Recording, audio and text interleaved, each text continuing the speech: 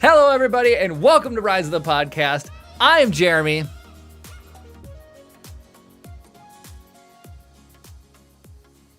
And I'm Brownie. Oh, right. And it is 2021, and where is Kara? Where is Kara? If I could modify that graphic to take her handle off. Right? We need an alternate one for when she's not here. No, this is the price that you have to pay when you have a child. And Kara is paying that price. I've been getting pictures of baby faces mid-bathroom because Chip has been fussy today. He's just a little turd machine. So Kara is at home with him. He is a little turd machine. I'm not kidding when I say he goes to the bathroom. Oh, no, Kara's watching. No, so Quick, it's just, hide all the stuff that we're not supposed to be doing. Yeah, right? I woke up this morning, and it was a long night for Kara, and I tapped in and let her go. And so, but Chris, I woke up, I took over Chip duties, okay? And I told her I wanted her to at least hit like 3 to 4 hours, right? I had him quiet for a good almost 2 hours. And then, he had a diaper change, so I took him upstairs, changed his diaper. And I came back down, and he was a little fussy, and I was like just getting him under control. And I hear the door open, and lo and behold, Kara's like, I'm coming down like this, just this motherly white knight coming down the stairs to like calm him because she's like, he needs me. But I'm like, no, you were supposed to rest a while longer. You're supposed to go rest. She's developing a mama's boy. I know she is. You gotta let Dad toughen him up, rub some dirt on it. That's what I was gonna say. My next plan was just put him in the car and drive him around a little bit. That was my next thing, That will calm him down. Go to the strip club. I jokingly said I'll drive to the Mall of America and back. It's like 4 hours, just in and of itself. Go how many hours without eating? Happy New Year, Gabe. Happy New Year, Gabe. New Year, no Kara. That's where. She is at home with one of Chip's many nicknames with Chip Arillo Dillo is what she calls him. Or Mr. Chip. I call him Mr. Chip a lot. He's awesome. I love him. I'm sad I'm not home with him tonight, but we had a productive afternoon, which was really fun. But Chris, earlier in the week, I told you that I had a story to tell you. So as you know, everybody knows, I have my finger on the pulse of the internet. And I know what's going on. I need to make a graphic for that. So I just came across an article. I save the things that I find interesting. And I came across an article.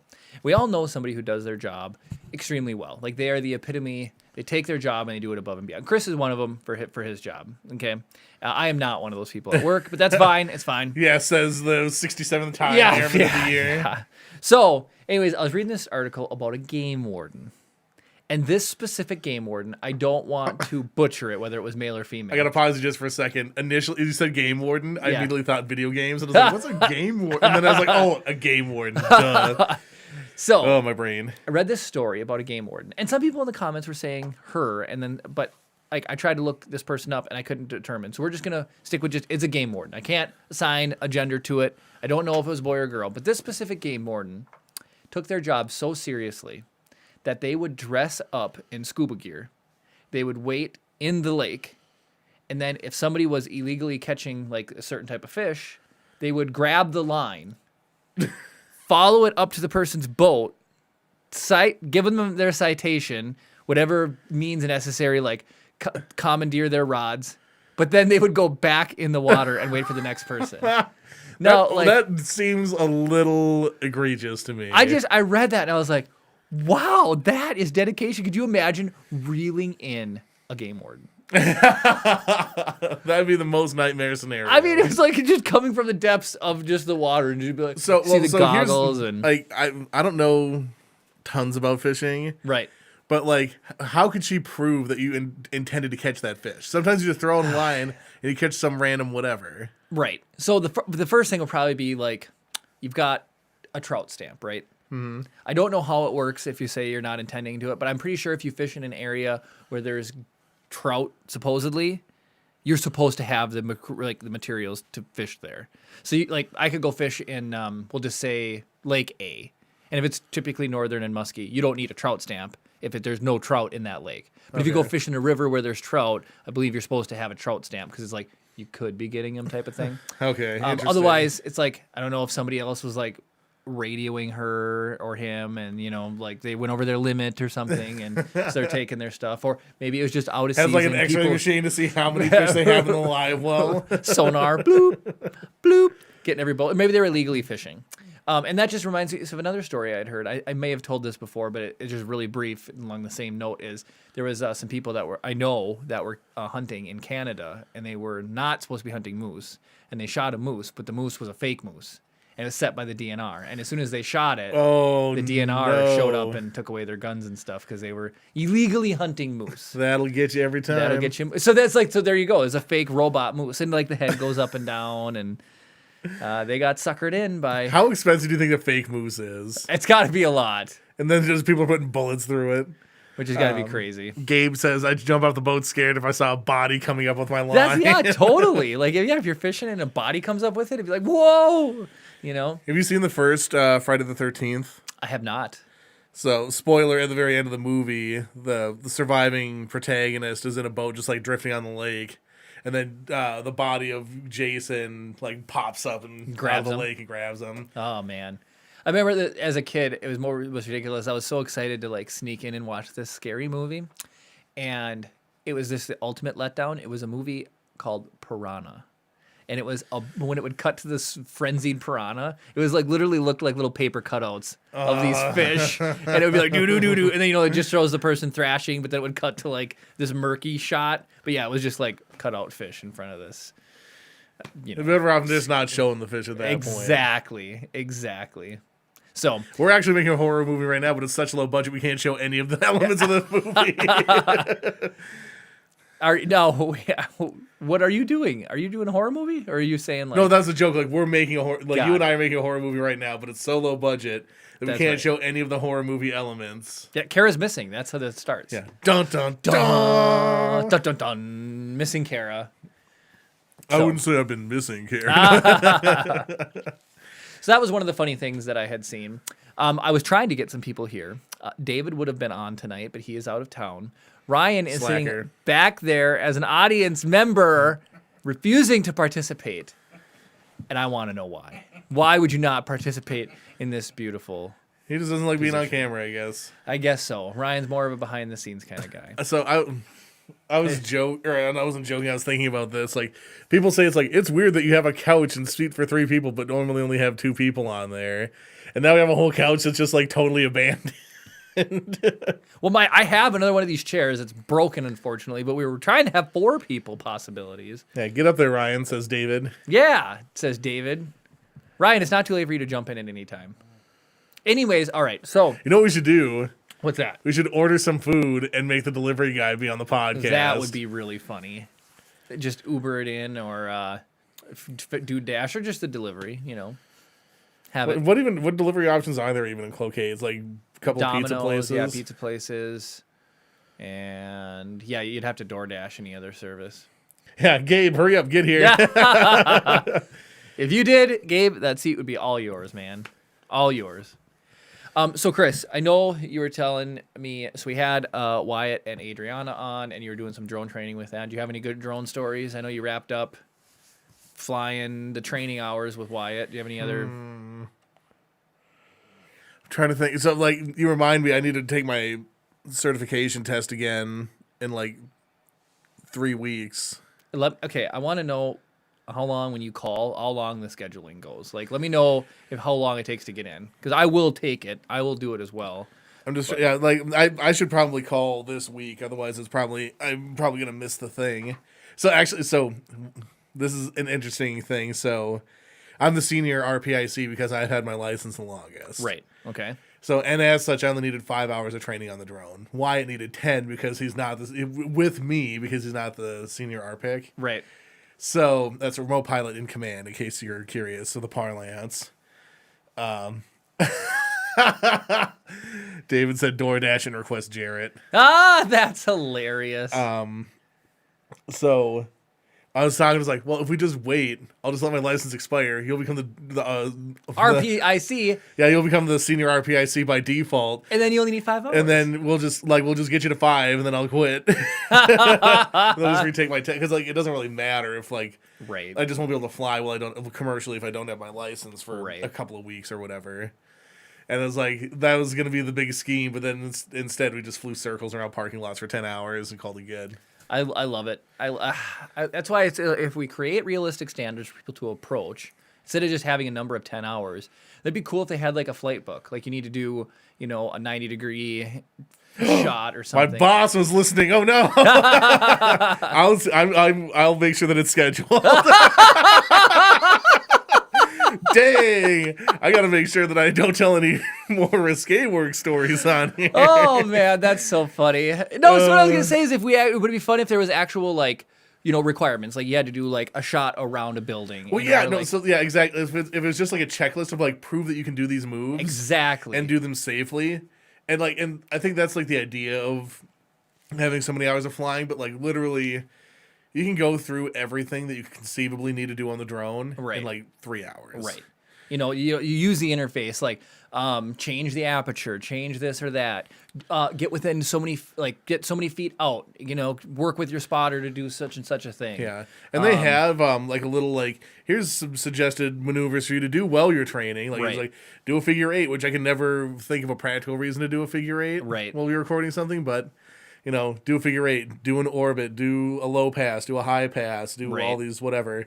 Use the active track, all those things. And it's like, if you can prove that you've successfully done those, then you're good, right? Yeah, it's like you should be able to take it up on your own.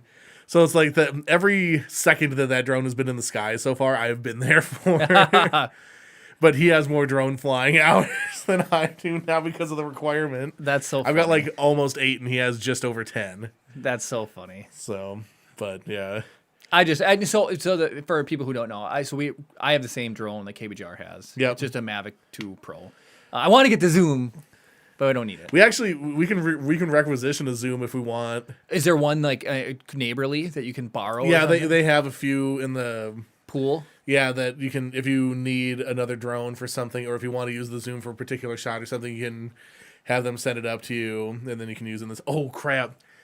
I gotta send the old drone back before the 18th. Oh, I got so much drone stuff to do. Man, I've also got to go. I got a bunch of stuff at the office that I need to pick up too. So you have to make a trip in there.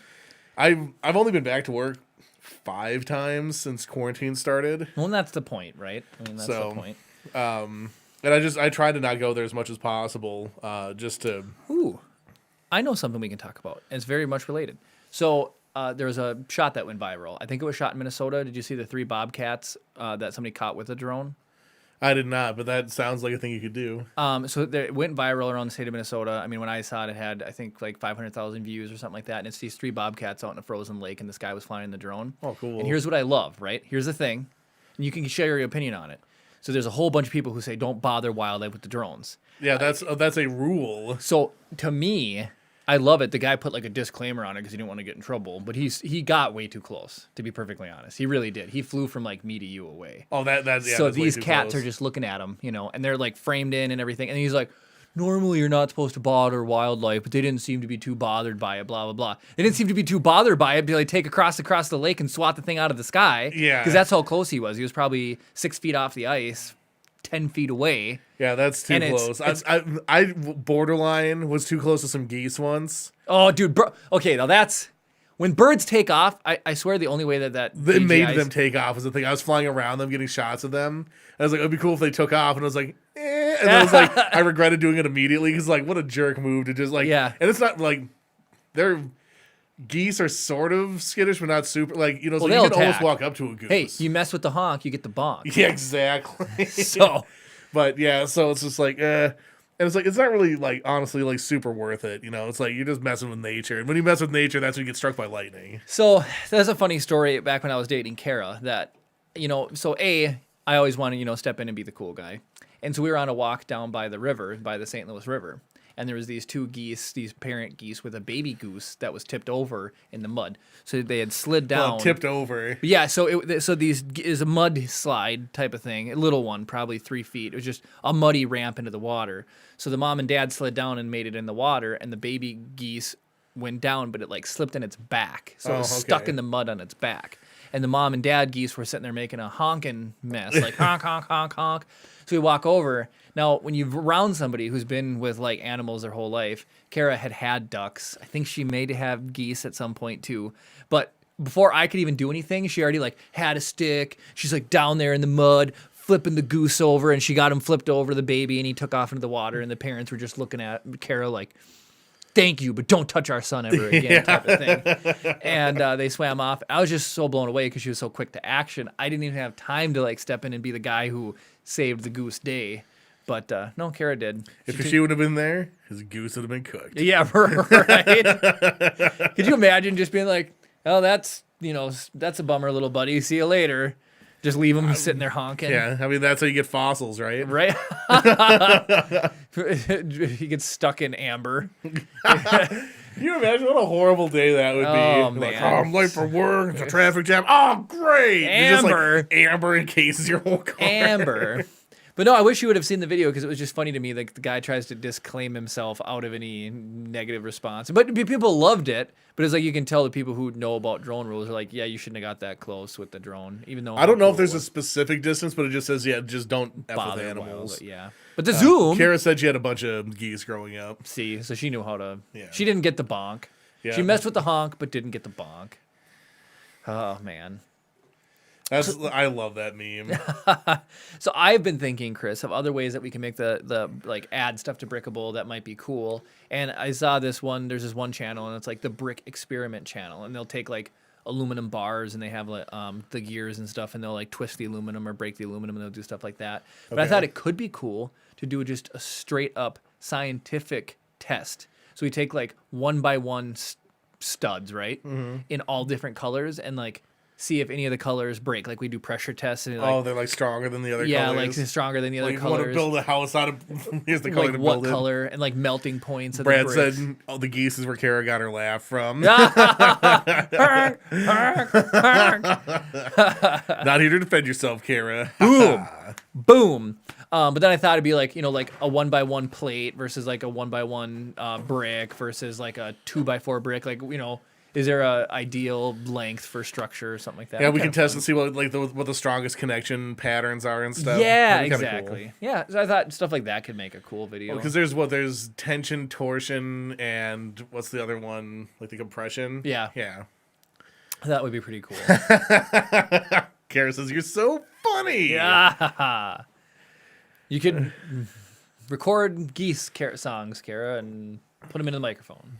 Call in, phone a friend. I'll put you on the mic. So yeah, that was one of the things I was thinking about. But I'm trying to think. So back to just the drone stuff because I just like talking drones for a little bit because we don't get to talk about it. You guys are all at the mercy of what I want to talk about.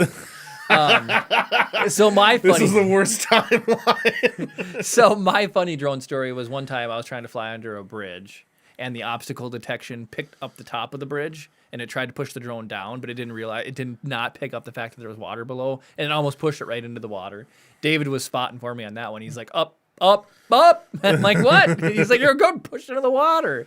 I barely caught that one, so now I'm afraid to fly under bridges. I mean, in all honesty, I feel like we could probably just turn obstacle detection off for most. I don't need it. It doesn't need to be in sport mode necessarily, but you can just turn it off. Yeah. And then droning on about drones, exactly. And then the one time you were like, "Oh, get you and Kara walking the dog," and I thought it was cool, and so I put it on orbit while we were walking, and I let Kara run the controls, and it almost orbited right into a tree. I wish it was recording. It was so close.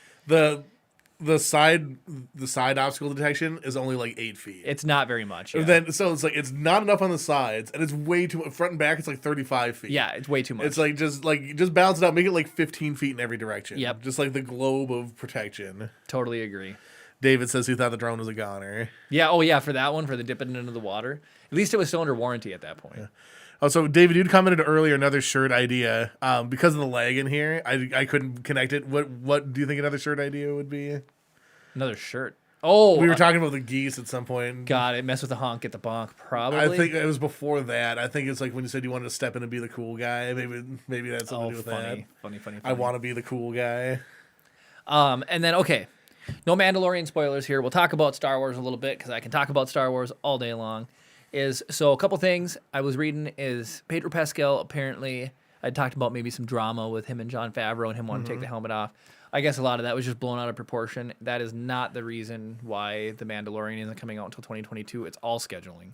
That's yeah. It's Pedro Pascal is considered one of the most popular actors in the face of the Oh, planet. it was right now. honk and bonk. Yeah. It's an old meme. I don't know if we can take that or not. You can print memes. I guess. Nyan Cat birthday is coming up at 10 years old. Really, it's that old already? Yeah, Man, that's what people were saying. But anyways, so and then Tamora Morrison is actually also very busy, and there's like a bunch of shows. That I guess if schedule him you're around. a BA dude, you end up getting all the BA roles. Love him, and people are commenting. It's too bad you can't clone him. Oh, Look at that level of meta humor. So I know there's so many shows coming out, but it's gonna be hard to wait for a lot of these. Like, but once we're in it, we'll be in it. we'll be in it. Are you excited? I don't even know if I'm as excited for the Book of Boba Fett as I am for the next season of Mandalorian. It could go either way, My excitement level is Mandalorian and Kenobi are like tied. Yeah. And then everything else is below that. Yeah. I don't like. But Book of Boba Fett is gonna either feel completely average, like it's good, but it's whatever, or it could be really really good. I don't know, or it could be really really bad. You'd be like, what is this? I hope because they've done something different flavor wise in Mandalorian than most other Star Wars stuff. Like it's still Star Warsy, but it's Right. like its own thing. I hope that they just find like whatever the right flavor is for the Boba Fett story and just make it like its own thing instead of trying to whatever, Yeah. make it an extension of the Mandalorian. Right. And time will only tell. So the next thing, as I was thinking about this earlier, is YouTube videos, or there's always these like people bite on these theory videos. So I was always just trying to think to myself, I'm like, where is Luke? What is happening with Luke and Grogu right now? I'm curious. Is it going to be just training? Is he going to where the Jedi Academy was? Is the Jedi Academy that Kylo Ren was in? Is it around at that point? Is this before that still technically? Is this his first student? Right. Exactly. Imagine the impact of that, It could be, because he was able to up and leave and end up on the ship where they're at. Who would he put in charge while he's gone? It's hopefully not Ben. Yeah, well, he would have been... Would he have even been born yet at this point? There's a way, canonically, to figure out the timelines, because there is a book called Bloodlines, and it follows Leia from after the Death Star blew up until the Star Killer blows up the New Republic. Like, there's a book that fills in that gap, and it follows her around. Because Mandalorian's how many years after the Death Star? I don't think very much. 3 to 5? That's what I thought. It was like somewhere like, I thought it was like 3 or 4. Yeah. So, like, I don't think that Ben is around yet. Probably if not. He is, He's really young. Yeah, way worse than Grogu. Yeah. Yeah, it's so funny. Grogu's 50. I know I've talked about I love all the memes where like Anakin's like, you're pretty cool, don't come to school tomorrow or whatever. Oh my goodness. I saw a ridiculous meme video. Okay, so I saw this meme video and this will tie in. So everybody knows what Beat Saber is, I hope. It's VR, you cut the blocks as they come at you. So these two guys walk in and their friend is like on his knees playing Beat Saber. And they're just looking at him like, wow, that's really, really weird. So he like finishes the level. He's 10, 15 seconds and he takes it off. And, he's like, oh, what are you doing? He's like, oh, I'm, playing Beat Saber, blah, blah, blah. And they're like, why are you on your knees? And he's like, well, it's just a better workout. And he's like, you want to try it? So the guy's like, sure. So he puts on the VR headset. He gets down on his knees. And then it cuts to the little kid voice saying, Master Skywalker, why are you here? So it's like the VR version of what Anakin did to the younglings. Like, oh man, that is so bad. Oh, so instead of Beat Saber, it's that. I just thought it was really funny. The old video memes. I wonder what was the first meme. I wonder if this is something the internet can tell us. Well, the first thing, like in my memory, the first like memeable things were just a variation of those like Rage comics or those Rage tunes. It'd be cool to know the history of the meme. That'd be pretty cool. What was the original meme? I used to love like Forever Alone. Of course! I actually knew this. I totally forgot. It's the dancing baby. The dancing That baby? CGI baby that like dances to the No. Ooga Chaka or whatever. Ooga chaka, ooga chaka. Yeah. This guy right here. I mean, it's not with the rainbow, but with this guy, right? That CGI dancing baby. Oh, got it. Yep. But do you remember? I miss those cartoons or whatever, or those like Rage comics. You know, I love those. They're like sometimes 4 panels. Like they did one, it was like stepping on a Lego, and then the 4th face would be the Rage face, or plucking a hair, and Rage face. But the Forever Alone always made me laugh. The big burly face with the tear crying; those ones made me laugh. How long is what's that? XCSD or X? No, it's that redheaded kid with the braces. Him older bought the painting of him as younger Bad Luck Brian or whatever. Kind of reminds me of the Rolfocopter. Oh yes, I'm looking at what allegedly is the 6 earliest memes. It's a trap. Bunch of it's a trap memes. Hamster dance. I don't even remember that one. I remember Badger, mushroom. All your base mushroom. belong to us. I remember that's. Oh yeah, I like the "When do we want it now" meme. Dancing baby. Godwin's Law. Oh, okay. I remember this. People So just put it's a bunch of- chart, and on the bottom axis it says length of internet discussion, and on the vertical axis it says probability of reference to Nazis. And totally remember that one. Yeah. The longer the time goes on, it becomes Yeah, the more 100% likely someone's chance. going to reference Nazis. All right, interesting. Man, internet. Well, that just reminds me of an old Wikipedia game that you used to play and see how long. It was specifically World War II, but it was just clicking links. You click a random article, and you just click links in that article and see how many steps it takes to get back to World War II. Oh, interesting. Yeah, it was kind of fun Well, because you could do you remember how many pages to find porn on Google search? Like you type in No. a search term and see how many pages you can. We've played it. Oh. In high school, to see it, like you do a Google image search for literally anything and see how many pages you can go before it references it. before you see, yeah. like with the safe filter Yeah. off. Oldest memes on the internet according to Grunge. I'm kind of falling down a rabbit hole here, but I think it's kind of interesting. This is what we need. You need to do a screen grab at some point, Chris. We need to get you another monitor. Is what we really, really need. That would be nice. Let's see here. Yeah. I know David is watching, and I know Kara is watching, and I know Gabriel is watching. So if anybody has any stories that they want me to tell, like if David writes in and gives me a keyword, my mama did that one time. Write and give me a keyword. I will tell some stories. See, there's badger, mushroom. That's the badger from Badger. Had never seen that one. I don't know what that's referencing. The first internet law is that Rule 39 or whatever. Yeah. Oh, no, this is the Nazi reference one. Okay. What is it? The one, I can't remember the name of it is, but it's like Rule 39 or 36 or something. It's like if it exists, porn if it exists. Yeah. Yeah. All right. So there we go. I'm satisfied with Today in your internet history. I'm trying to think. What's the funniest meme you've ever seen? Or like, what's your favorite meme? Well, I used to like those Rage comics. Those were always my favorite. And then those completely disappeared off the face of the planet. And then like when Snapchat came in, Your gamer score battle's the oldest meme. Oh, does David want me? Do I need to tell the gamer score battle? I think that's what David's talking about. I said, make a comment, and I'll tell a story. Oof, the gamer score battle. Oof. Hello, Gimme the Great on YouTube. Hi, Thank you for Gimme the joining Great. me. What's your favorite meme? So Kara's not here today. So Gimme the Great. Welcome to Rise of the Podcast. We're going to just do a little shout out. Last time I did this, it was for somebody I knew. So hopefully maybe you don't know us. That would be cool. You'll get to know us. We talk about Star Wars a lot, and we were just talking about Mandalorian and all the new shows that were coming out, but then we went down the rabbit trail on memes. But normally we have Kara right here. We say, hi, His I'm wife. Jeremy. That's Kara. And then that's Chris or Brownie back there, who's the man behind the camera. We talk about Star Wars. We've been doing this for a lot of time. This is episode like 87. 80. What is it? 88. 88.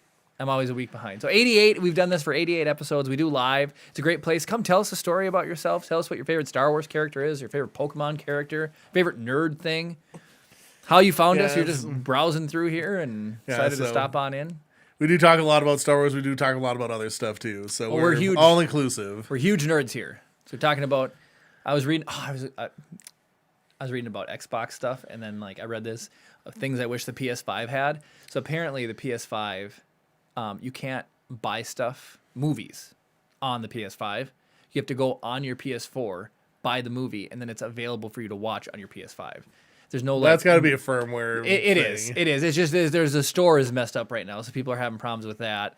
But it was just nice to read an article about all the things the PS5 needs, and that was one of them. There's a lot of problems with games getting downgraded. Like you can buy the PS4 version, and there might be an upgraded PS5. If you're playing the PS5 version, it'll get automatically downgraded to the PS4. It's too bad Kara isn't here. We usually have guests. We're into a lot of like production stuff and local filmmaking. Yeah, Kara, we're in northern Minnesota. Yeah, we're in northern Minnesota. We talk about food and things we love to eat, and it's pretty windy and cold up here. Oh yeah, for sure. Yeah. Oh, another quick tangent, really quick, Chris. My mom watched Long Way Up. Okay. Loved it. Absolutely loved it. That's Apple TV, right? That is on Apple TV. Okay. Yep. And we got the whole thing figured out. We went with the Fire Stick and. Oh, great! I'm glad that worked. Yep, it totally worked. It's just I feel bad because mine the app is built in. Like the Apple TV app is built into my TV, so I don't have to have anything else. So now for her, she has to go to the Fire Stick input. Then once she's there, then she has to launch the Apple TV app, which is a little bit annoying because it's an extra. Yeah, it's an extra. The more step. steps, the more annoying it gets. Yeah, for sure. But and then it's like then it offers. It's like you can watch Netflix or YouTube or whatever through the Apple or through the Fire Stick, but then you can just it's already built into her TV. Yeah. So it's like how many times you have to log into the same service on the same device. Yeah. And then it's funny too. It's like with Apple TV, you can also stream that stuff. Like David was telling me, it'll. If you pick something you want to watch, it'll like tell you what streaming service it's on, and then if you have it in your if you have a subscription to it and it's linked to your Apple account, you can just like watch it through Apple TV. So it'd be funny, to like pick your favorite YouTube show. You go into the Fire Stick, into the Apple TV, into YouTube through Apple TV on the Fire Stick. It's Inception, but with streaming services. Yeah, it's like how many people are getting paid for you to be able to watch this? So I'm going to go back. I know David wrote it on the screen because I said write in a comment, and if you want there's a story you want me to tell, I will tell the Gamerscore story. So if you guys remember, way back in October, David and I were in a little Gamerscore competition, and I just over to the detriment years, of his health. Yes, it was absolutely insane. So over the years, I've accumulated a gamer score of around 150,000 back in October. So over 15 years of playing, you get 150,000. This is like 10,000 a year. Okay, so it's a little more than 1,000 a month. That's not so bad when you break it down that way. That's like fully completing a game a month. Yeah, that's not bad. That's or starting 30 games and getting you started playing achievement. Yeah, exactly. So it's not so bad. So David, he wanted to close the gap a little bit. He felt like he wanted it to be competitive. Now, and this is somebody you've known for 1,000 years. 1,000 years. So back in October, Dave and I got in a competition, and he was just trying to close the gap, and I wanted to secure the lead. So we both played frivolous games and 5-minute games, and we're studying YouTube videos and playing and going back and forth. And I was able to clutch the lead for the month. So David had already come up with 8,000 points. So let's just say he was 10,000 behind me. So he was only down by 2 for the month. But then I came back and challenged that 8,000 grab or 6,000 grab with 6,000 to 8,000 of my own. So because of that, he maintained the same distance overall that he was. Mm-hmm. So that was pretty frustrating. So then in November, it was smooth ride, right? October was done. It was the end of the month. So through all of November, even through the holidays, it was fine. Then all of a sudden I log on and David's up by 6,000 points again. And there was no way, I was looking at the games he was playing, there was no way I was going to be able to play those same games and pull in that lead. So I pulled out the wallet and I bought a game that was worth 2,000 gamer score, and another one that was worth, it's just a couple bucks, and another one that was worth 1,000. And right within 20 minutes left of the month before because it clicks over at 6 or 7 p.m. on the 30th of the month. Doesn't matter if there's 31 days or not. And I put myself another 1,000 in for the month, okay? So I took the lead again, further in that gap with a nice safety cushion of gamer score. So December rolls around, right? I get on, and he's only about 1,000 ahead the entire month. Nice, easy month of December. I'm playing games I want to play. I'm playing Cyberpunk, playing some Call of Duty, and then I go on and check, and all of a sudden, with a day and a half left, he's up by 4,000 points. within 10 minutes of me seeing that 4,000 lead. David adds, when we made a pact for no spending money for achievements.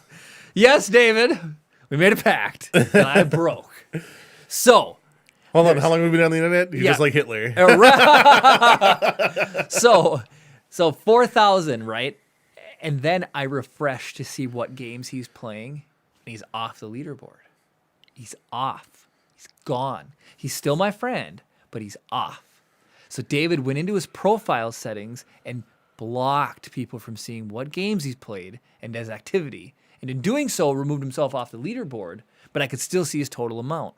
So now I called him up. I was like, what do you think you are doing? What did you do? And he's like, oh, just don't worry about it. The score will be turned back on after the clock resets for the month, right? So then I went crazy, right? Now, in October, we were at 150,000 in October. I'm at 196,000 right now. So in 15 years, I got 150,000 points. In a month and a half or 2 months, I got 46,000 points. That is to put it into perspective how crazy this is getting, right? So I get all these points. I'm sitting there. I'm like, whew. These are just couple minute games, right? It's seriously, it's ridiculous. Then I look, and one of the games I bought in November added 1,000 points for free. So I got that 1,000 points, and it explained the gap that David had taken up. So at this point, I go back and look. David is not my friend anymore. And I looked at Kara, and she was mad. She was like, this is getting out of hand. You two need to stop what you are doing. This is bad. Now, here's the thing. It was radio silence on my part, and it was radio silence on David's part, but I thought he was over there, red, steaming, like, I'm not even your friend anymore. I felt so bad. I had to stare down and sober up with a glaring face at his reality. Is it what's more important, your friends or your gamer score? And I made that decision right then and there. That gamer David score, can go F off. gamer score is not anywhere near as important as my friendship with David. So for a day, I just had like this sinking feeling. I was like, oh man, I feel so bad, you know? And I'm afraid to call him even because he unfriended me. He unfriended me. I felt so bad. So then I got the He says, first, well, I was a little mad. I got the first blast of fresh air. I got a one of the mini pounds off my back was lifted when he liked a picture of Chip on Facebook. So I was like, well, if he still likes Chip, there's hope for our Hey, friendship. he's independent. He's only 50% you, so Yeah. he's still likable. There's still hope for our friendship, right? So then, and I was checking his score. Even though he blocked me or he unfriended me, I could still search his name and see him, right? And see Oh, I thought his you could score. like log into Kara's account and like snoop. Oh, right. You know that you know that it's bad if you unfriends Kara too. Oh, right. And he hadn't. So it's like there's still hope for this. So around 6, and I'd been checking, he was at like 181,000 score, and I was at 196, right? So I get a phone call around 6 o'clock, and it pops up with David. And I'm like, Kara, stop. I have to answer this phone call. She's like, I'm like, it's David. She's like, oh, thank goodness. You two can fix and make up or whatever. So I answered the phone. And I was like, hey, how's it going? He's like, I'm here to offer a truce. So I instantly accepted as the fool that I am. The fool that I am. I accept this truce because I had not checked his gamer score all day. So he's like, no more money on games. Just play what you want. I'm happy with where we're standing. And I'm like, and I already accepted the truce because I felt so bad. So I accepted the truce, and he says that he got over 20,000 gamer score, and he's sitting at 195. We are only 1,000 apart now. So in my greed, if I would have let the 4,000 ride, I'd still be like 4,000 up. But because I pushed myself up to 196 from like 190 or whatever, he brought himself all the way up to 195. But we are on an official truce. I feel good about it. I'm okay if David beats me in gamer score. It's fine because my friendship is more important. And then I told Chris I said, David watches the podcast. I can't ostracize him because that's 50% of our viewership. I can't do that. And David... He said he mentioned that he accidentally unfriended you. He just tried to block you from seeing stuff more. So I can clarify that. So yes, so it came out in the wash after the fact that all he wanted to do was block me so I couldn't see his score and his diabolical plans. but in the process of blocking it also unfriends you. So he unblocked me immediately, but Facebook, Xbox doesn't send you like friend requests anymore. It's kind of like if you add a person, you can see him as your friend. It's kind of like Instagram maybe, and but you're actually friends once you both add each other. Yeah. But it doesn't tell you. So he had added me instantly, and if I would have just sent him a friend request on Xbox, I was just so afraid of rejection that I was gonna wait until it smoothed over before I offered the branch. But that is a story of what Gamerscore can do to long-term friends. I said, David, What a first world problem. we have been friends on Xbox since like before 2005. That streak has been broken. It's a good thing it doesn't have, like Snapchat's got how many days you snap for people. instance, yeah. Friends, and it's a good thing Xbox doesn't show that, because in my heart, we are still friends since 2005 on Xbox. So that was a great Gamerscore debacle of 2020. And now that it's What a over. story. So now my only goal now is I want to hit 200K. I'm so close. But he'll beat me there. I know he will. He will. Gibby on YouTube. While you were telling your story, I didn't want to interrupt the flow. No, you're good. But he says, I love Star Wars. The main things are Count Dooku, Luke Skywalker, and Obi-Wan. Love me some Count Dooku as an underrated character. His story is so much better than it gets represented on the screen. Totally. Oh, it's ridiculous. And then, of course, with like Grogu and Luke and everything going on in the last episode, Luke got some screen time he deserved. Like Boba Fett got. We talked about why do people like Boba Fett in the past, right? He only like talking about like storytelling and stuff. No one ever says, "Wow, Boba Fett, the coolest bounty hunter ever," right? Right. It's just the way that people interact. Darth Vader has to go to him directly and say, "No disintegrations." So you know that this guy's running around just ashing people across the universe. Well, it makes sense too. Once you start watching The Mandalorian, he must have the same rifle as Mando had. So it's like right away when Darth Vader is like making sure that you're not going too hard. Right. You're good. I've seen Rogue One. I've seen what Vader's capable of. Anyways, love me some Luke. And everybody knows who watches Obi-Wan's my favorite. Absolute favorite. Old Ben, I love him. Yep. Yeah. I'm so excited for the Kenobi series. It's going to be so good. I just keep getting like afraid that they're gonna be like cutting down. It's only gonna be one episode. I know, right? Just one. How many ever? Just give it 6 hours. I'll give you 1 6-hour episode. That's fine. I'll watch it all the way through uninterrupted. David says I'd be at 200,000 already if I wasn't out of town this weekend. No, see. Mike says so mad. Mandalorian only has 8 episodes a season. I know. It's tough. It's the worst. It's tough. It's tough to say goodbye to that sort of thing. It was just. It ended so well. I mean, at least it's an ending I can live with. Can you imagine if they wouldn't have tied There's some satisfaction. Yes. At least. Yeah. So it's, you're not just like, oh, I'm gonna wait 2 years. Can't believe it. Man, I'm digging these comments. I'm digging these new people. I just loved when I was like, hey, welcome to that other previous person, and it ends up being Tiffany's husband, the raccoon killer. Or you said, hey, we should, whatever, and it was the author, because I said the name of the author, and you thought it was me shouting out a new person. Yeah, that's totally right, because I get so excited when there's new people that come by here. Oh, my kind of goodness. fun. I love going live. We just started going live this year. If you go back and watch any of our other stuff, if you go back and watch the first episode, that'll put it into perspective how far we've come since we've started. We used to have we had what's called stage 1 and stage 2, and we used to do shoot the long ends of the room that we're in, and then the comic book background fell off the wall. But I really like doing everything over here now. And we just recently did the lights and the shelves, which are awesome. I sent you guys that before and after picture. It's unreal. So it's like what's crazy is like the before picture was from before we started locked everything in over here, and like how consistent we were able to get it just sort of looks like two of the same picture. But, even having to move the camera equipment back and forth from room 1 to room 2, and we always keep trying to do turnkey. If I could just have just a little bit more space. Yeah, a little bit more space, like 10 more cameras. Yep. Here we'll cut to this really important angle real quick. That's normally where Kara would sit. So Mike says, wait, 2 years before season 3 for Mando? Yeah, it's not coming out until 2022. Not till 2022, correct. Well, I suppose 2021 now. Oh yeah, so it's just next year. It's just next year. I was also trying to say 700 days from now. I was trying to tell Kara, I'm like, Chip's a year old. She's like, nice try. He's 2 weeks old. No, he's a year now. You can say he was born last year.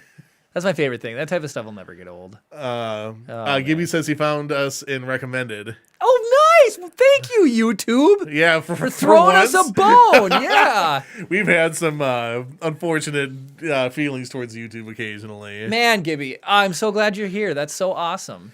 If you're comfortable, you can say like what state you're from. Let us know, or where you're from in the world. We have Gabe from Puerto Rico and Brad from California. I love these guys. They've been on here forever. Juliet doesn't get to tune in live as much, but No. she's coming in from Georgia. This letter right here is actually from Juliet. Chris, we can do the thing. If you want to send us an email, you can send us an email at contact@riseofthepodcast.com. You can tell us about your Star Wars experiences. You can tell us about your favorite characters. You can challenge Jeremy to feats of strength. Yeah, right. You can do whatever you want, and we'll read your letters live on the podcast.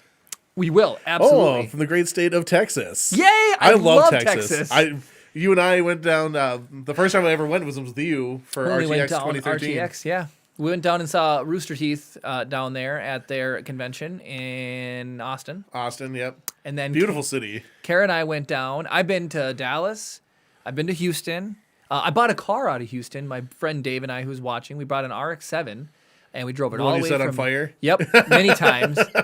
We drove it from Houston all the way up I-35 because we live right at the tip of where I-35 ends. Yep, you've been to both ends of I-35. Yep, I have. I've been Totally. to almost both ends of I-35. Yep.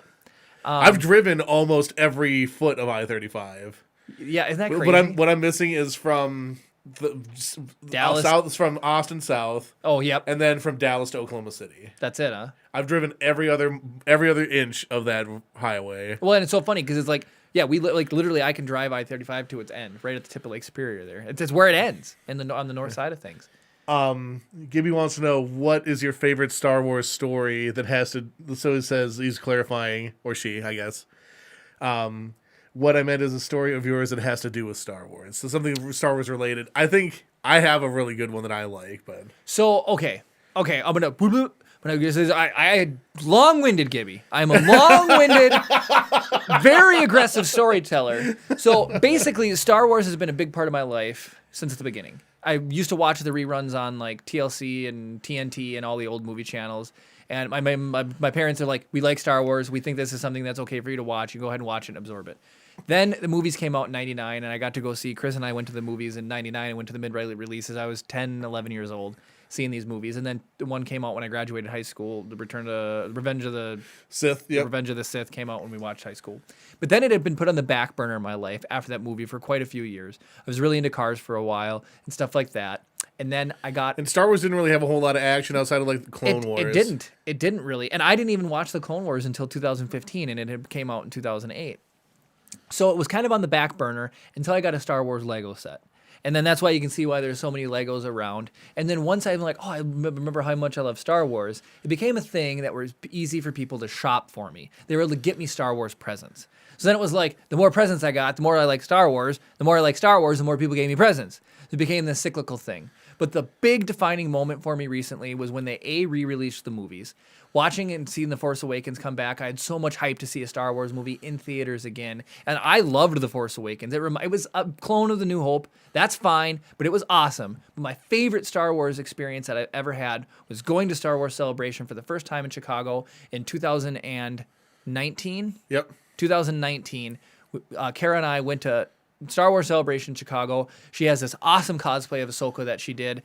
Very, very, very, very good. A Fulcrum. If you want to see it, on our channel, we have the I'm No Jedi parody of Bad Guy. Yes, and you can see Kara. We did an awesome parody of the Billie Eilish song, and Kara's in it, and she dances around and sings this parody. And it's Can't really, dance really a whole fun. lot because the were kind of all over the place. And Which Rosario Dawson found out how hard that is. I'll also add, she's flossing because I told her to floss. Yes, and I endorsed everyone it. hates it, but I think it's hilarious. People are 50-50. They either love it or they hate it.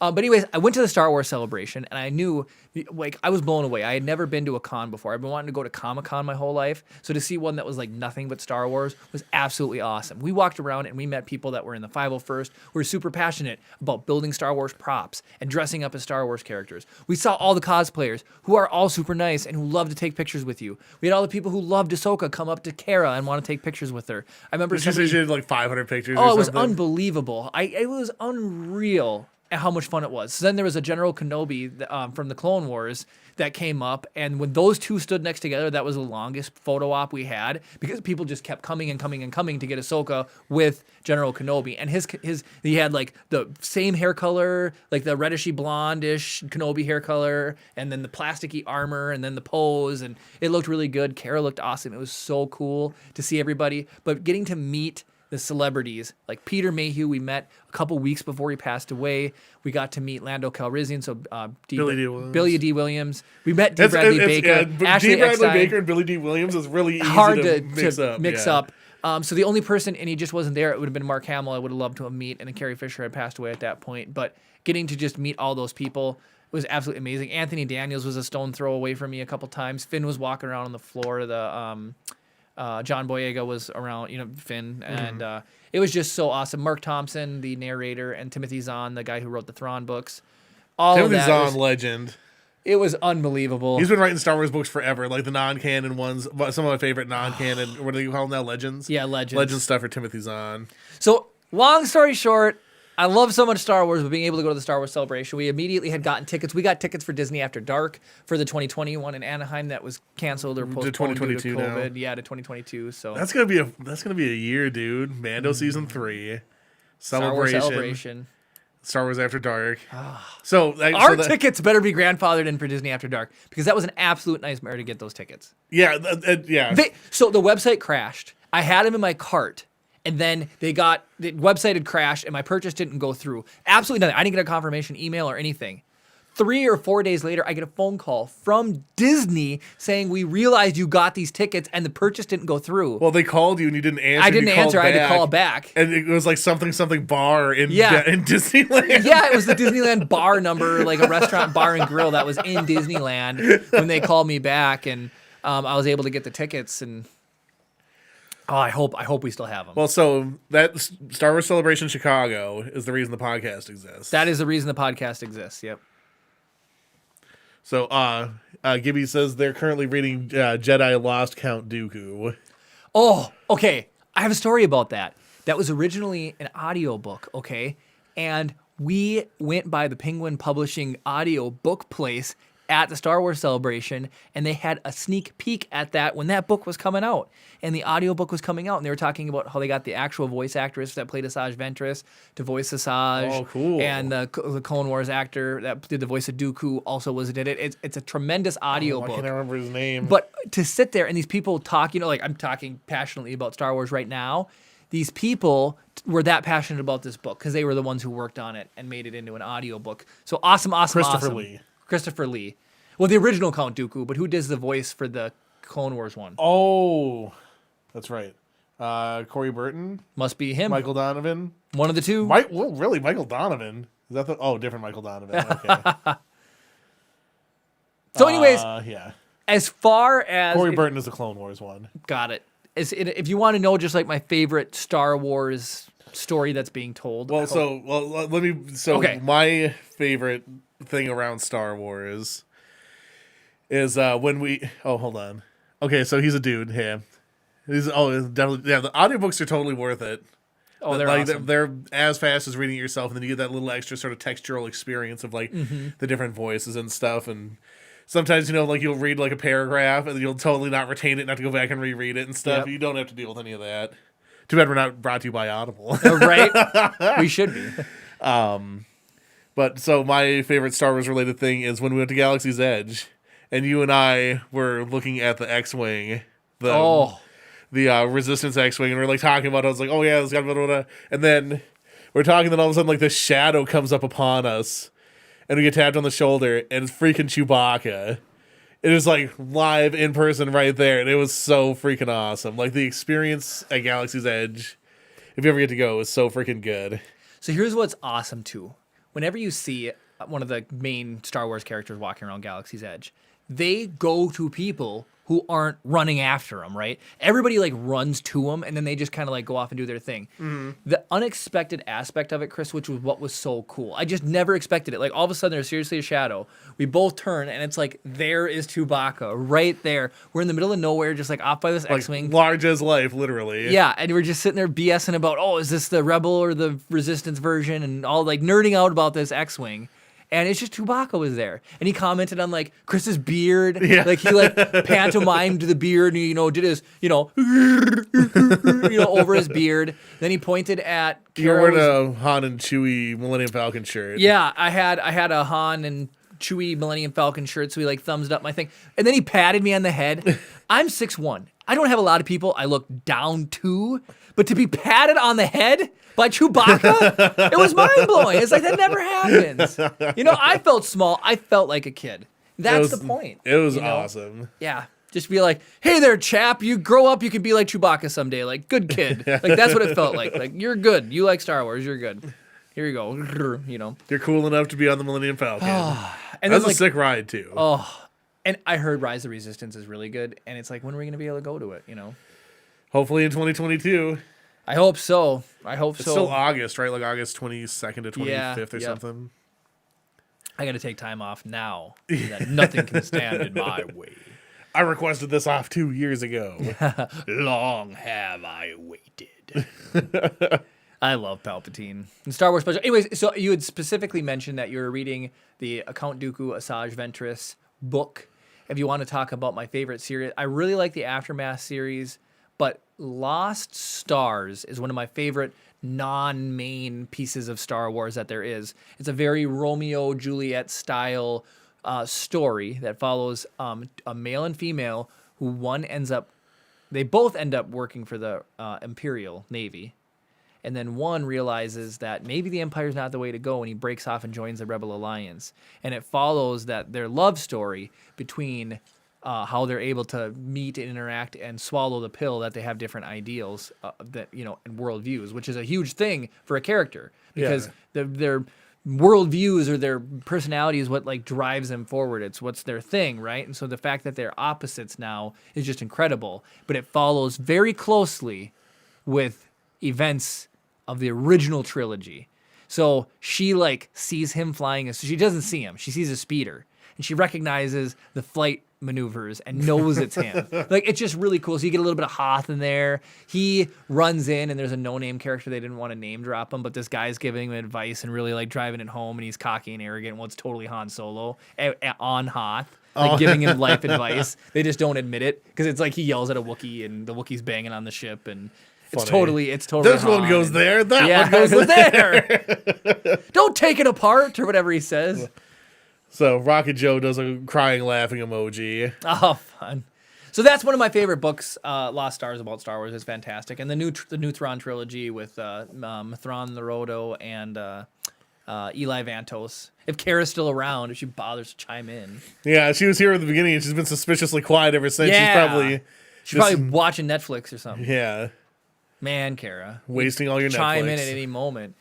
Man, Gibby, it's cool that you're here. If you like Legos, we also have a channel called Brickable. You can go check it out. We do Lego builds and review Legos and do fun time lapses where I make tons of mistakes building Legos, and it's all... Yeah, I still have yet to see somebody do a similar take to the Lego time lapses that we do. It's so much fun. They're really, really fun. We've been doing YouTube, like I said, since May of 2019. Yeah, because it had been April when we went to the Star Wars celebration, doing our thing, and it's really fun. We're live. I love talking to people. I love meeting new people. I think it's so cool. You're from Texas. Texas is amazing, like we said. I love it. I've been to Waco. I've been to Austin. We've debated. It's like if we were going to move, I would move to down to Austin. Texas. Yeah. Absolutely. I love it down there. Don't have to shovel. People comment me on my clothes, Chris. They're like, "Oh, you've got such style," because Kara picked my outfits out. Somebody in Austin, they like style down there, and they made me feel really good. They like my shirt. It had popsicle sticks and flamingos on it. So. Well, that's right. You guys went down there. You went and got some home slice. Yeah. Oh, dude, home slice pizza. Yeah, absolutely. So good. So, was there a comment? I saw a comment. Oh, yeah. So, Rocket Joe said, I can't believe you like Star Wars. You're never going to have friends. Hence the empty couch. Yeah. Hence the empty couch. Oh, that was too Gibby. Oh, got it. But yeah, your wife can't even stand your Star Wars obsession. No, right, she had to bounce. Sorry, everybody. That reminds me of Indiana Jones. Mom never understood your obsession with the Grail, Dad. I know. Oh, yes, she did. Only too well. Only too well. Oh, I love that movie. I still cannot believe he's gone. Sean Connery. I cannot believe it. He lived a life at least. Yeah, he did. He did. It was so cool. I loved all of his movies. Indiana Jones growing up, man, that was... I believe that people should read books instead of burning Burn them. I was reading a really cool thing about Indiana Jones and how people were mad at the way Rey was portrayed because she had too much natural talent.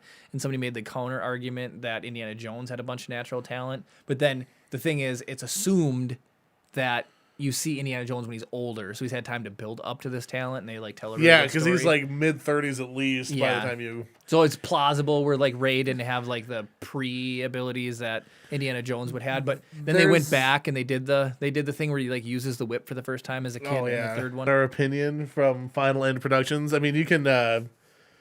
If you don't get a carpal tunnel from typing it out, we'll definitely read your comments on here. We have an email which Chris said we would there's a tool that would make calling in a lot easier. It's one step away from being easy to interface. We're getting there.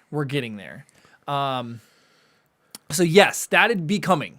And if you have any advice on how, but there's an audio mixer that will allow us to be able to take phone calls. And That'd be to make a pretty long story cool. short. And we would Just love like a to have burner that. number or something Yeah, for absolutely. people to call Google in. number. You can just Yeah. assign a Google phone to it. And but yeah, there's a new audio mixer.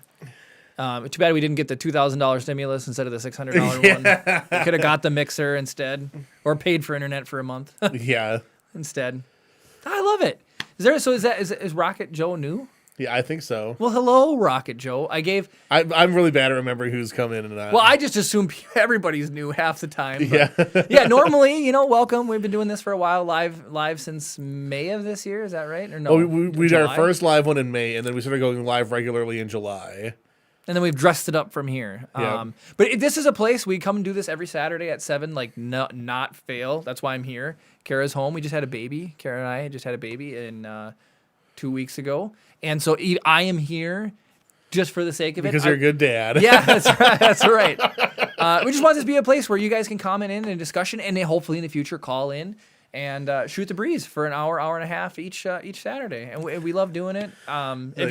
We talk about Star Wars. We talk about other stuff too. Plug away. If you want to use this space to like plug your own product, I will come and check out your stuff. If you have a YouTube channel or if you have any like Instagram or anything that you work on the side, passion projects or hobbies, put them in the comments. We'll definitely check them out. It's always interesting checking out what drives other people to actually make content. Because like most people are passionate about something, but is it to the level where you're actually going to create something out of it? Absolutely. So.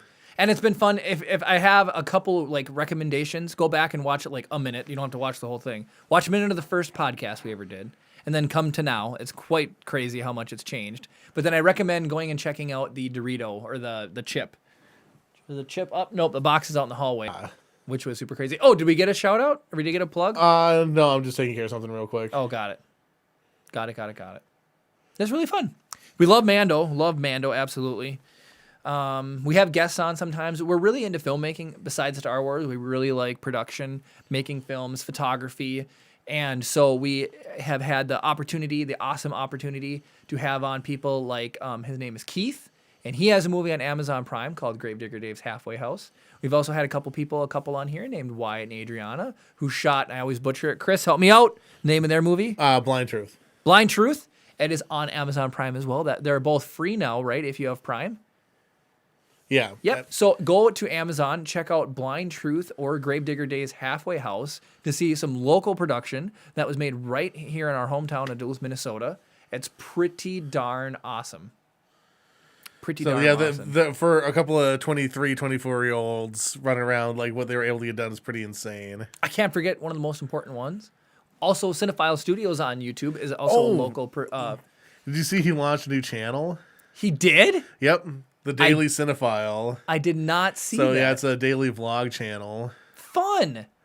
So and I've watched both of them so far. It's interesting. It's a departure from because like he normally does like movie reviews and stuff. Yeah.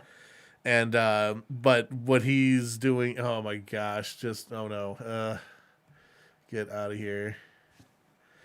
I'm doing all sorts of broken things right now. I'm sorry. Are you breaking stuff? Yeah. Do we have some comments? We got to go back? No, we're good. We're good? Yep, we're fine. Okay. Well, So- the board. Oh yeah, we had Daryl on. He made his board game All Hallows Eve. Yeah. Actually, What do you have going on back there? I have What? my copy. You have a copy? Yep. So cool. Is this your copy? That is my copy. And now when we want to play it, we can play it with your copy, Chris. So we had a local guy on here, and he hasn't done anything. This is just literally him, right? Yeah, everything in there he made. So his game is called All Hallows Eve. And I got to play my first game with Daryl. And it's a very fun take on a board game that I've never played before. So there's two different style characters. You have these awesome gridded boards. Okay, you can cut to my angle, Chris, and I can show you a little bit more. You have these awesome gridded boards with sidewalk, houses, and obstacles. And you have two different types of ways to play. Oh, real quick, we can't forget to shout out Latin Operation Forces, says Gabe. I want to do a special shout out to the Latin Operation Forces, who we've originally met on Facebook. Because we like to stream. This goes to Facebook, YouTube, and Twitch all at the same time. Until one of them wants to partner with us, they're going to all three. Yes, exactly. Latin Operation Forces is an absolutely awesome group where we get so much of our Star Wars information and any type of gaming, PS5, Xbox, PC now stuff. They go live. They do live streams. We get to see their builds, but it's their personalities that really make these guys awesome. They're a great group of people. Go check them out on Facebook. If you guys have a YouTube, throw it on there or let us know where you can see them.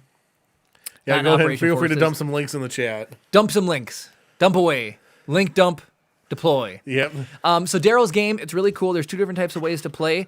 There is a group of trick-or-treaters, and there is a group of monsters, okay?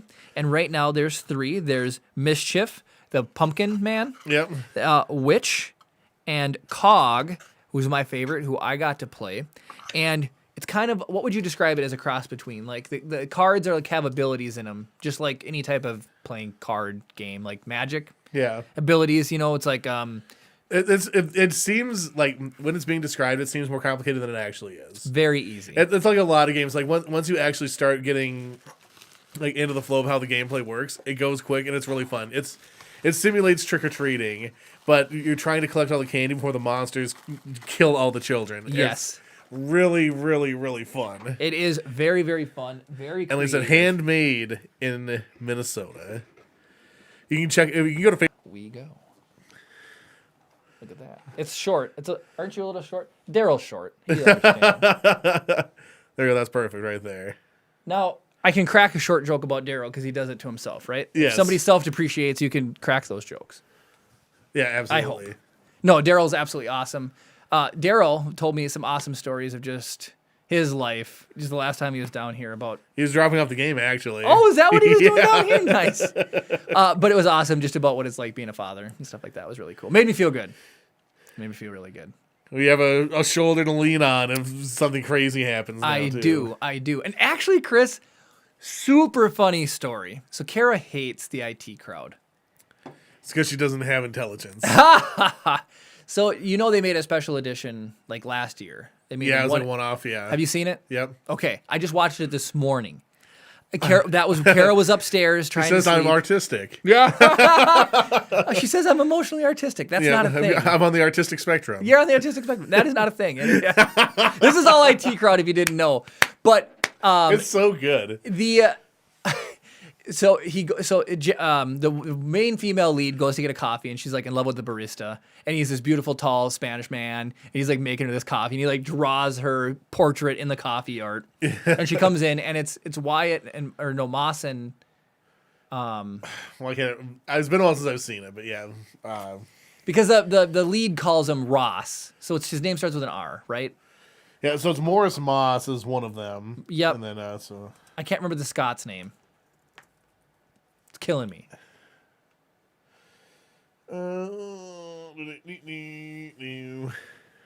The IT crowd. Sorry, Chris is looking it up. yeah. Sorry let's for the see delay. here. Cast of characters.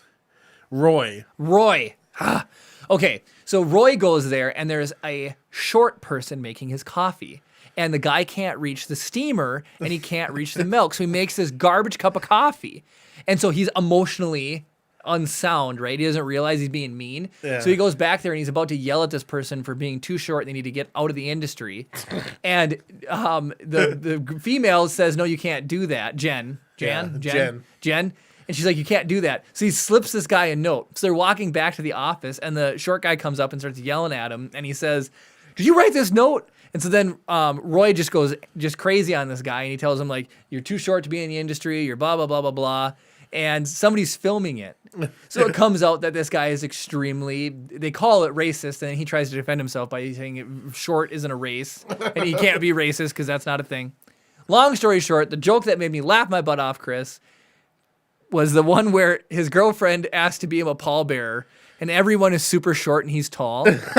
So it's like him carrying, he's 6 foot, and everybody else is like on air 3 foot. Yeah. And it's like he's got to be the pallbearer with these 3 foot people. And I thoroughly enjoyed the last episode. Such a funny show. I wish they were making more. There's a big gap between that one and the previous one, like big a few gap, years. yeah, many years. But yeah, it's really good. It's worth checking out. So then I tried to watch it, and of course, then Kara came down because she was awake and she heard Chip crying. So she tried to help me out, and I was like, no, I have this. You take care of you, Kara. You need rest. I can do this. She's probably napping right now since she's not interacting with us. That's right. It's the Kara call-out show. It is a Kara call-out show. So, well, if you have any other, if you want to tell us any more about yourselves, anybody, I'll gladly do some final interactions with you here. Oh, we got another comment. Yep. This is from Latin Operation Forces. Jeremy, it has come to our attention that you've been playing COD Cold War. How about a game sometime? I would love that. Now, okay, another funny story. All right. There's always a story with you. Always a story. I really like this version of COD. I used to like COD, and then I played Halo, and they're carry weapons, anything not crazy, like M16s, MP5s, regular military, just a fun classic shooter. And COD fits that bill for me. I really liked playing it. My friend Jarrett had got me into Warzone, and I loved PUBG, Battle Royale, and I really enjoyed some Warzone. But I also really enjoyed zombies because he's walked me through how to play the zombie game. So I know like how to get the pack-a-punch machine going and how to do all this, and having somebody show me was really, really fun. So I have been playing some COD. I've really enjoyed it. I would love to play some COD with you guys, whether we play Cold War, multiplayer, we play Warzone, or we play zombies. I'm down for all of them. But so funny story is, I have a 2-week-old at home, and I was playing some COD, and I can have a potty mouth when I play some COD. It's a COD mouth. There is these giant radioactive joke, zombies, and for some reason, Jarrett calls them a chonga. Okay, these radioactive zombies, right? Mm-hmm. So, hold on, so Brian, I'm not going to even attempt to say your last name.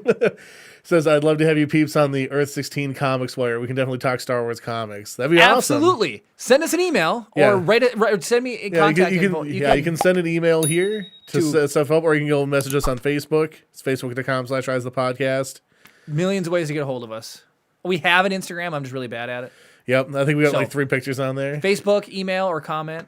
Absolutely. All right. How current are you on the Star Wars Darth Vader comics? I see a lot of spoilers for him on Reddit. I do too. And that's about the gist of it. I want to get into them. I know that there's some good stuff in there, but I mean, there's a lot of revelatory things that have happened in this last arc. I only know them through tidbits and snapshots. I've seen people talking about them on bulletin boards. He'll still be able to form opinions, I'm sure. Or I can talk about them. I can do some case study. If I need to do homework and read some of these comics, I'm more than welcome. Oh yeah, what a punishment that would be to read some awesome comics. The Mall comics, the Marvel Mall comics, and those are absolutely fantastic. He said it's all good with the last name, LOL. It's ADIGWU. Well, I cannot pronounce that. Oh man, I'm horrible with names. Like Mathron Naruto. Kara made me watch Mathron Naruto.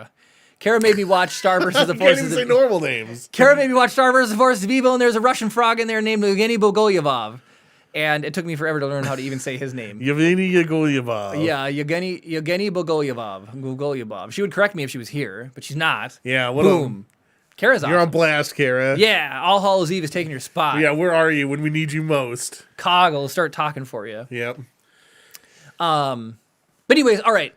COD story. Oh, anyways, back to the COD story. Yeah, all I was going to say is I was having a potty. So Kara just said I can't be a sailor and play COD around my son. I think that's inappropriate. Of Kara. I Yep. agree. No, I'm just kidding. He's gonna have to learn how to swear somewhere. Might as well be from Dad. That's right. Otherwise, it's gonna be from me. When I'm giving him his swirlies. That's right. Got to toughen him up. Say, if Jeremy's not allowed to toughen him up, I'm gonna toughen that kid up. That's right. I saw a comment. Who commented? It's just Brian laughing about the whole name joke Oh, again. got it. So anyway, there's a really, actually, that's a funny podcast, or Words Are Hard podcast. We go over pronunciations. I was for like things. podcast like 20. It's a good one. It's a good one. And then so we okay. Are you ever gonna be able to drag Bill out of the shadows and throw him out here again? I hope so. Kara had a heart attack about him today. He had a relative pass away. Oh, but the way no. the Facebook post was written, it made it seem like he passed away. Oh, So- dang. Kara was in full out. She thought he had passed. For real. That would be. So we had to do terrible. we had to take like a second and realize that he's all right. Well, that's It good. was crazy. Well, Bill, we love you. If we could ever get out of this freaking Walmart 19, I know. So that's how we refer to the current state of the pandemic. okay.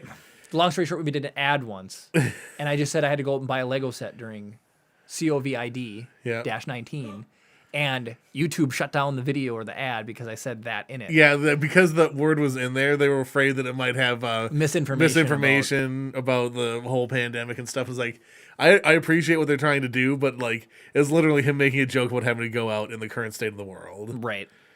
So, Latin Operations Forces, in reference to your swearing, says, in that case, we recommend you play away from the baby while playing with us. Yeah, I'll play in the basement. There's nothing about first-person shooters that... It's calm and relaxed. Yeah, exactly. It's all high stress. Like, a buddy of mine loves all these first-person shooter games, right? And he's, like, decent at them. But, he gets frustrated super easily. It is frustrating. And he just, goes off and is like, why do you play this game? All you do is just get mad and quit. I saw a funny meme about that. It just shows like a cartoon, and it's his girlfriend saying, "Why do you play these games?" And he yells, "I'm relaxing." I am relaxed or whatever. He just gets all angry and I'm not angry, you are. You are angry. So okay, COD. Trying to pick up where we left off. I think I had a story to tell. I think it was the swearing story is what you were talking about. No, just don't play around shit. But I had one after that. Well, I'm sure that you do. Brian says reminds him of GoldenEye. You just watched GoldenEye again recently. I did, the movie. And then I saw a thing that they're going to spend $9 million to clean up the satellite dish that crashed. And, they are. They're going to clean it up, but then somebody commented and said that the politicians are probably going to just overpay for, it's a waste of money because whoever they're paying is going to charge too much. Because it happens. I mean, that's every government contract, isn't it? Yep. Golden Gun used to get me every time. Oh, it's so frustrating. Okay, it's freaking... Proximity mines? Okay, I have a story about that. But Tony would always play his Odd Job. And he's like half the size of everybody else. Yep. I was like, what a cheat. Yeah, that's a slogan. It's like playing GoldenEye, no whatever, no Odd Job. Like that was the thing you could throw out. You know? And wasn't Jaws huge? Yeah. So if you played as Jaws, you had like that bigger hitbox. So for people who haven't played GoldenEye N64 shooter, the way that it works is there's just weapons and ammo restores just scattered all over the place, right? And they respawn over time. Well, there's a map where you can literally this is just more of a lesson in level design than anything else. Are you talking pyramid? No, it's the one right before the tank mission, Okay. basically. It's Yep. the one based on that. Library? No. Okay. You're in a bunker type of thing or whatever, and then you have to break out, and then the tank mission's next. Anyway, it's the multiplayer map based on that one. And there's an area where you can get to where there's one door to get in or out. There's no spawn points in there, and you can sit behind a place on a box of proximity mines and will just continue to respawn. And You just throw them on the door. Anybody who wants to try and come and get you, 100% guaranteed will get killed. And the only game of GoldenEye I ever won, I did that. I felt real bad, but at the same time, I was just sick and tired of getting wrecked by Odd Job. So I was like, that was my go-to. So our favorite settings on that. Comment your favorite GoldenEye settings was DK mode, always one-hit kills, paintball mode. Yeah, it's like man with a golden gun, right? Yep. Paintball mode, yeah. Well, paintball mode just made it look like paintballs yeah. whatever. But then so then every gun was a one-hit kill. And then we played Big Heads. That's so much fun. So But you could do one hit kill, but slap only or whatever. I didn't really like slap only because I was really bad at it. But Well, the hitboxes again were weird for slapping because you know the whatever. But apparently that game is like eligible to be remade, or they've been trying to remake it multiple times over the years for next gen systems. But it's a huge licensing deal, and it falls down on like Pierce Brosnan's likeness is the issue. Like he doesn't want to sign over for a remake of it. Otherwise, they could do a remake of it. Because if they did like a nice new Disney, I want it to still look like GoldenEye, but just not so polygonal, you know, or whatever. yeah, Just a little bit of a tweak would be really good. But yeah, Rare has been like down to make it. Ryan said something like the Tony Hawk updates. Yeah, exactly. Yeah, Tony Hawk's Underground 2 was really, really good. Train Depot was his least favorite level. The reason why I brought up Pyramid was there was like a route you could run if you had if you had the golden gun on. There was like a route in a spot. It was really easy to like get the golden gun and like drop through the middle and then come up again, and then you could just keep running and like picking up more ammo for the golden gun. Ryan's shaking his head. Yes, he knows. Yeah, man, that was so. That and Perfect Dark are probably the two games we played the most of. Perfect Dark has a Perfect remake. Dark. Here's what I liked about Perfect Dark. You could play people versus bots. That was the first one with bots, and the bots were amazing. And then the shooting range that was just there to have fun as well. It was super cool to do that in a video game. And the challenges, you know, is like I love the there's one rifle where you can throw it to explode instead of reload the dragon's breath or dragon something. They had the laptop gun. You can throw that out. Oh, the Farsight was always the cheatiest gun. Ridiculous. That would be rage inducing too, though. Yeah, You get shot by that thing. I mean, at least it was sort of hard to use. Yeah, like it was. and of course you couldn't see anything that's going on around you. So you're like fishing through walls trying to find people in the weird heat map and everything. But oh yeah, proximity mines, man, were so much fun. Proximity mines, remote mines. Oh, that's really fun. Blowing yourself up on a proximity mine. It's all good. It's all good. oh, Good my old goodness. gaming memories. And that was so the other thing Gibby had asked was about Star Wars Memories KOTOR. It just was reminding me, like, I loved the story in KOTOR. And I was reading a thing about, I wonder if I have it saved. I don't believe I do, but it broke down all of the Darths. And it broke down, I'll see if I have a screenshot of it, and their meanings, and I thought we could talk about it, but I don't think I have it saved. Basically, Darth Treya's name has something to do with like Latin or Greek word for betrayal, and it also has something to do with the word 3. I want to see if I saved it. It was really, really good. Oh, here we go. I got it. With Lords. So Darth Vader, and this has been proved retrospectively, I guess. But the German Dutch language name for Vader, or Vader means father, meaning him like Dark Father. Yeah. But people are saying that George Lucas did assign. Yeah, it was obviously unintentional. I feel. Darth Maul. Maul means to kill via scratching and tearing. Yeah. So his anger and rage is very animalistic after all, which blew me away. I read the Darth Maul comic, and that was really good because he was like itching to go kill Jedi. Like Palpatine was trying to keep him under wraps. So how much is there about like young Darth Maul, like before he like became? There's a 6-part comic series all about like him being picked as an apprentice up until Phantom Menace. That's the thing that it's so good. And then like he sneaks off to like go kill Jedi on the side. It's really crazy. He is rage filled all the time. Like it's the only thing that calms him down. Cool. It's a really, really good comic. So Darth Tyrannus. Tyrannus is a Greek origin and means god of war, god of destruction. Seeing as he was behind the Clone Wars, that makes sense. And then Darth Sidious, they think is inspired by the word insidious, which means treacherous or crafty. And the word in turn comes from the Latin word sedere, meaning to sit, which is what Palpatine does almost 100% of the time. Yeah, you can get some leg days in, dude. Darth Revan, name of the French origin, as in French revenant, meaning one who returns as if from the dead. And that's kind of cool because he has a memory wipe and he kind of like comes back from it. And you can play as Revan good or Revan bad when you come back from the memory wipe. Darth Treya, they think comes from the word betrayal because that's like the big twist in that game. Okay. She like acts as your Jedi master and trains you, but it turns out she's a Sith Lord, which is really cool. Otherwise, it also means triple in Sanskrit, which makes sense since she uses 3 lightsabers.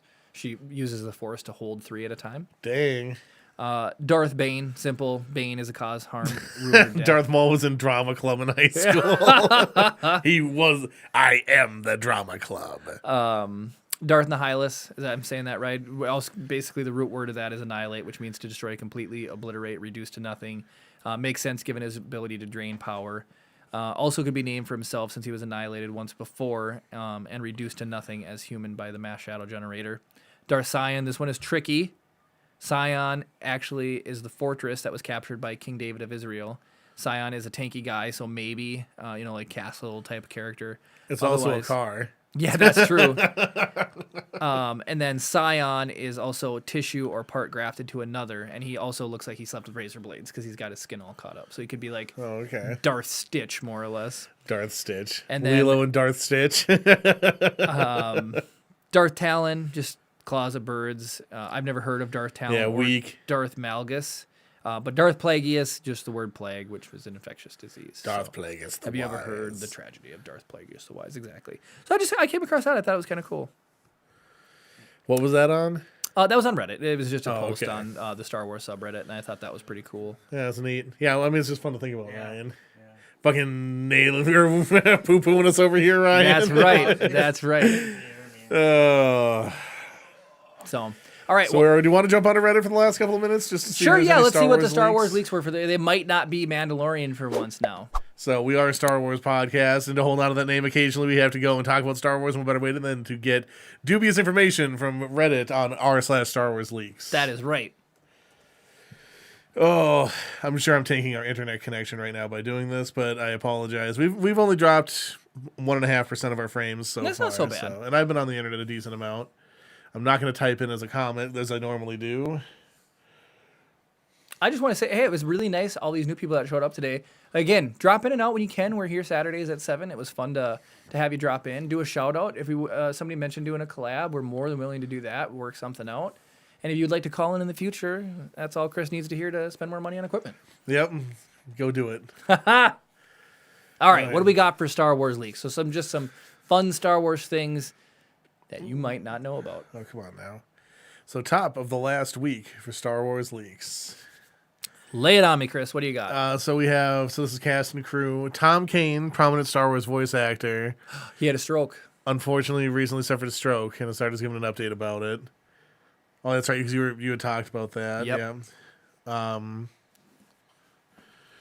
Star Wars: The Force Awakens novel author had to remove a hint at a Finn and Rey romance. Interesting. I had also read about that during the week. So it was like one of the adaptations of the new movies. They made him remove that out. Yep. Very interesting. Let's see here. Charles Soule confirms that we saw a Maxine station from Into the Dark in his Rise of Kylo Ren miniseries. Ooh. Chris Pine, this is behind the scenes. Chris Pine commenting on Patty Jenkins' Road Squadron. I had spoken to Patty about not my involvement, but the story. She talked to me about it, and it sounds really, really great. If there's anyone who can reimagine and breathe fresh new life into it, it's her. So Awesome. That So, sounds pretty sick. basically, they're saying Rogue Squadron, the show, is going to be good. Such a fun game. I love that game as a kid. N64, Rogue Squadron. If you beat the entire game and met some certain criteria, you could get the Naboo Starfighter, and it just absolutely wrecked. I think you could also get the Millennium Falcon. And just the way they did that. I've talked about Forza in the past, like how it's cool to get your cars in your garage. Yeah. When you played the Rogue Squadron and before every mission, you had your hangar, and you'd fill your hangar with all your ships, which was really, really cool. I kind of sort of wrapping up on things, whatever. Like we're both been playing a lot of Cyberpunk, and for all the bugs that there are in it, it's still been a really fun game for me. Really, really good. But that's the one thing I wish there was like a garage where you could go and look at all the vehicles you've collected. Like if they're gonna give you 50 freaking car missions, And they give you apartments, like you get the one with Pan Am or you get the one in Night City. It's like, why can't you put a garage on there? yeah. Well, if you finish the, I can't think of her name now. She was the Judy? Yeah, Judy. If you finish her, I almost am done with her. That unlocks her apartment too. Oh, really? That's So, another spot. I have the yeah. one with Pan Am, and then I have the one, or out, the Nomads. Yeah. You get a tent out in No Man's Land, and then you get your one in Night City, and then you get one with her, apparently. That's cool. So yeah, I don't want to spoil anything, but All right, that's a good. Let it be. It's a good set of missions. No, so yeah, it's been a really good time, but it's like I don't want to spend like $20 million on cars if I don't have like a cool garage where I can show them off. Totally. And I was like, oh, it just makes your list to scroll longer if you want to switch vehicles. That's right. So, but yeah, so I guess that's probably as good a time as any to end. I want to say thank you guys to all the new people that stopped by tonight. It was awesome. It was such a pleasure to see you guys. Like I said, send us a message, reach out to us, contact us. This is just an open place where people can have fun and shoot the breeze. And I talk did get the nerdy stuff. Porsche, actually. Kara got the Porsche, too. She did get the Porsche. The The gate shut on her, which is really funny. She tried to drive away and the gate shut and then didn't let her out. So I hate how the motorcycles are so easy to drive and the cars are so hard to drive. It's outrageous. Like it's. I don't want to talk about it. Okay. I'll talk to you about it off the podcast. But if you made it this far into the video, congratulations. You've made it to the end of the video. Throw a like on it if you want to see more content like this in the future. We really do appreciate it. It means a lot to us. Comment down below with anything related to anything that we've talked about today. We would like interacting with you even beyond the scope of us being live. Subscribe if you're not already. Ring the notification bell to be notified every time we do go live or upload a new video. That's the best way to participate with us. Thank you guys so much for watching, and of course, may the force be with you.